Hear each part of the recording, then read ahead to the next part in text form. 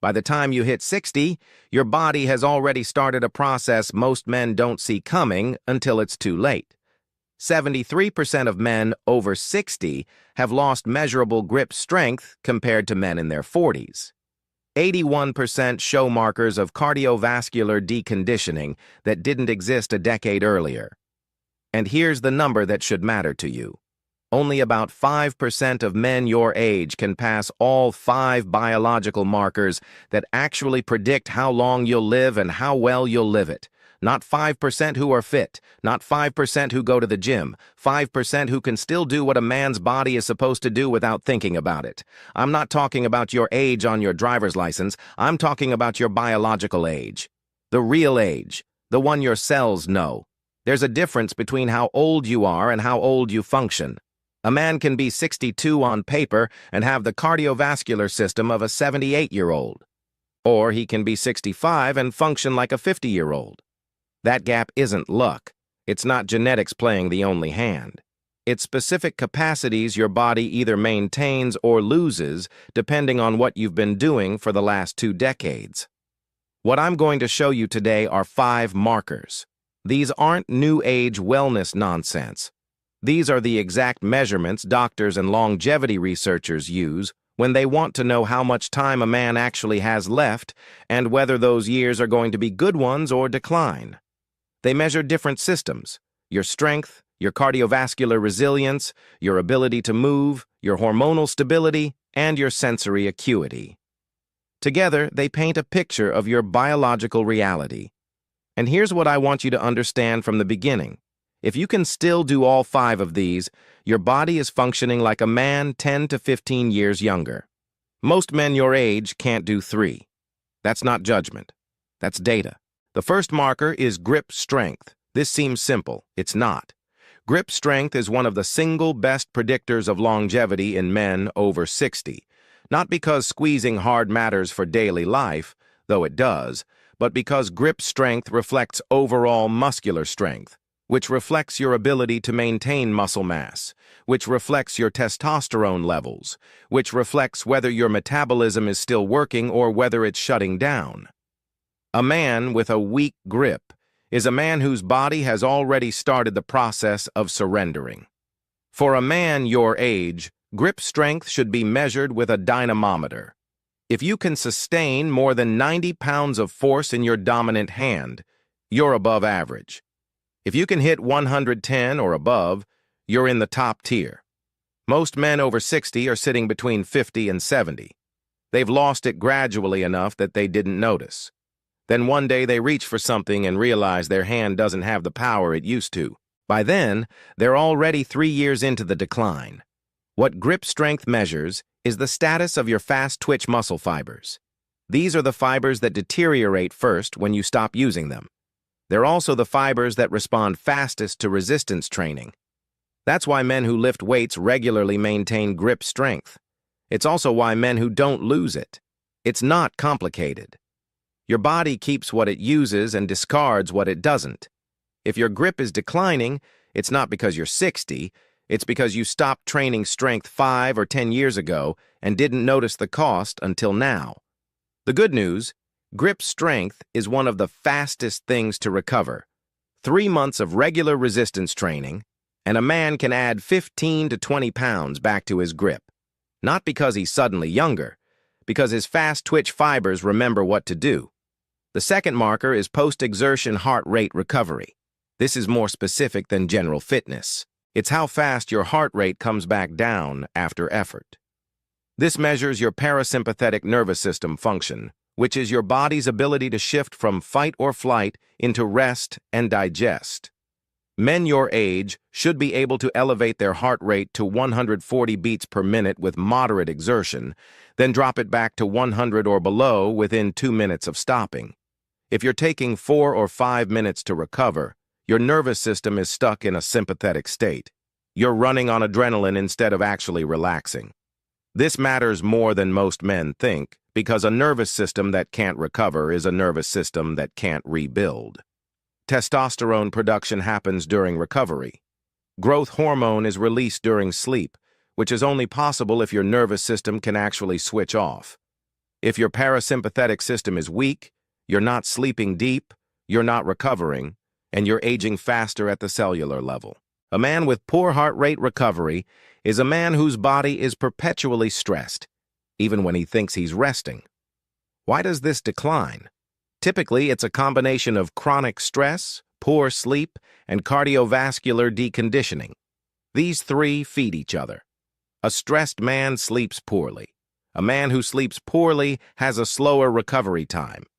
A man with slow recovery becomes more stressed because his body is always in a state of alarm.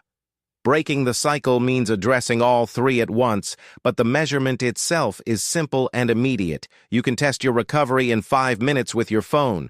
The third marker is the one that surprises most men. It's the ability to rise from the floor without using your hands. Not standing up from a chair, from the floor, sitting cross-legged or in a squat, and standing up with no hand support. This seems trivial. It's not. This movement requires flexibility in your hips, stability in your core, balance, and lower body strength, all working in coordination. Studies of men over 60 show a direct correlation between the ability to do this movement and longevity. Men who can do it have significantly lower rates of falls, fractures, and mobility-dependent disabilities in the following 10 years. Men who can't are statistically entering a window where decline accelerates. What this predicts is whether your body still has integrated movement patterns. It's not about being able to squat a lot of weight. A man can deadlift 300 pounds and still not be able to rise from the floor. Why? Because deadlifting doesn't require the same body awareness or the same range of motion. Rising from the floor without hands requires your nervous system to coordinate every part of your lower body at once. If you can't do it, it's because somewhere in that chain, hips, ankles, core, balance system, there's a break. And once there's a break, everything below that breaks faster. The fourth marker is nocturnal penile tumescence latency. I'm going to say this plainly because you're a man and you know what this is. Morning wood. The presence and quality of spontaneous erections during sleep. I know this isn't the conversation most men want to have with a disembodied voice, but this is where the filter comes off. Morning erections are not about sex. They're a biomarker for vascular health and testosterone sufficiency. A man your age should be experiencing spontaneous erections multiple times a night. If you're not, or if they're weak or infrequent, your blood vessel health is compromised, and your testosterone is either low or your body isn't utilizing it efficiently. Both of these are early warning systems for what's coming next. Cardiovascular disease and metabolic decline don't announce themselves. They whisper first through erectile function. This is the marker that makes men uncomfortable, which is exactly why it's important. Your body doesn't lie. If the blood can't flow where it needs to flow at night when you're at rest, it's not going to flow where it needs to flow anywhere else either. Fix this marker and you fix vascular function, which affects everything. Your brain, your heart, your kidneys, your sexual function. Ignore it, and you're ignoring the earliest smoke detector for serious disease. The fifth marker is scotopic visual acuity, which is your ability to see clearly in low light without your pupils being fully dilated. Your night vision. This is a direct measure of retinal health and rhodopsin production, which requires specific nutrients and healthy mitochondrial function in your eye cells. A man over 60 who still has sharp night vision has eyes that are still metabolically young. A man whose night vision is degrading is a man whose cells are aging faster than the calendar suggests. This one seems disconnected from everything else, but it's not. Night vision requires the same nutritional cofactors that every other system needs: zinc, vitamin A, lutein, and proper mitochondrial function. When your night vision starts to go, it's usually not because your eyes are bad. It's because your body's capacity to produce the specific compounds that make night vision possible is declining. If that system is failing, other systems are usually following. Here's where this gets personal. Most men hit 60 and assume the decline is inevitable. It's not, but there's a specific window, and most men don't know it's closing. The 5 markers I just described aren't independent. They're connected. A man who maintains grip strength usually maintains cardiovascular function. A man who can rise from the floor usually has the flexibility and mobility that prevents falls. A man whose nervous system recovers quickly is a man whose testosterone is still being produced. A man whose erectile function is intact is a man whose vascular system is working. A man whose night vision is sharp is a man whose mitochondria are still functioning at a level that suggests more years ahead. They all support each other. That's the critical piece. You don't decline in one system and stay perfect in the others. Decline is systemic, but improvement is also systemic. Fix one marker and the others start improving because they're all fed by the same underlying processes: strength training, cardiovascular work, sleep, hormonal optimization, and specific nutrition. The reality is stark. Most men your age are failing 3 of these 5 markers. Some are failing all 5. When a man fails all 5, he's not just old. He's biologically signaling that his body is in the late stages of decline. He might feel fine. He might feel great. But his cells are in a shutdown pattern. Those years ahead might be longer than he'd like, but they're probably not going to be good ones. But if you're still passing these tests, if you're still capable of these 5 things, your situation is different. You haven't crossed into that decline yet.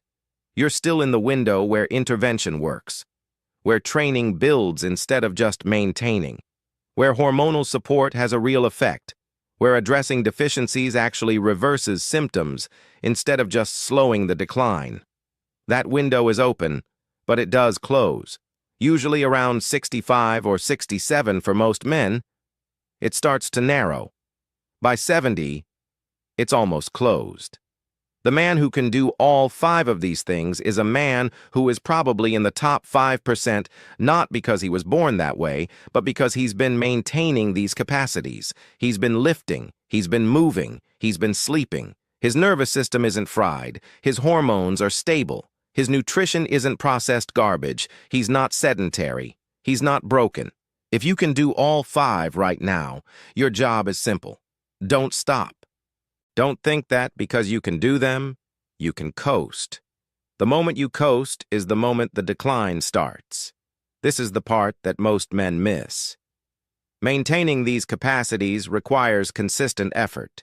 Not extreme effort, but consistent. 3 weeks off from resistance training and your grip starts dropping. 2 weeks of poor sleep and your nervous system recalibration gets disrupted. A month of sitting and your ability to rise from the floor starts to degrade.